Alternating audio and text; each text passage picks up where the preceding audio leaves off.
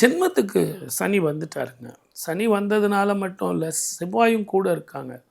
உடம்பு ரொம்ப ஜாகிரதையாக இருக்கும். பணம் வந்தால் எடுத்து வைங்கன்னு சொல்கிறதுக்கு நான் தேவையில்லை. கண்ட இடத்துல நான் சாப்பிட்டேன் சார், என்னால் வயிறு எனக்கு கெட்டு போச்சு, தூக்கம் இல்லை, ஆஃபீஸ்லையா ரொம்ப நெருக்கடி கொடுக்குறாங்க, ரொம்ப நேரம் வேலை செஞ்சுக்கிட்டு இருக்கேன், பணத்தை விடுங்க சார், கொஞ்சம் ரெஸ்ட் கொடுத்தா போதும் சார், வேறு வேலை ட்ரை பண்ணால் கூட கிடைக்க மாட்டேங்குது அப்படிங்கிற தூர தேசத்தில் ட்ரை பண்ணுங்க.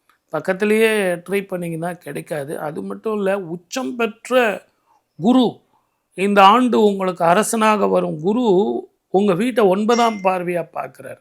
அது குருவோட வீடு, குருவே பார்க்குறார். அப்போ என்ன கிடைக்கும்? வேலை, திருமண வாழ்க்கை, குழந்தை பாக்கியம், வீடு வாங்கிறது, மனை வாங்கிறது, பிஸ்னஸ் பண்ணுறது, புதிய தொழில் பண்ணுறது. ஒன்று நான் அவனை நம்பினேன் இவனை நம்பினேங்கிற வேலையெல்லாம் வேணாம். இந்த டைமில் தான் கல்யாணம் நடக்கும், 7:30 பீரியடில் தான் கல்யாணம் நடக்கும். ஆனால் இந்த படிக்கிற பசங்க டிவி, ஃப்ரெண்ட்ஸு, விளையாட்டு, செல்லு இதை விட்டுடணும்.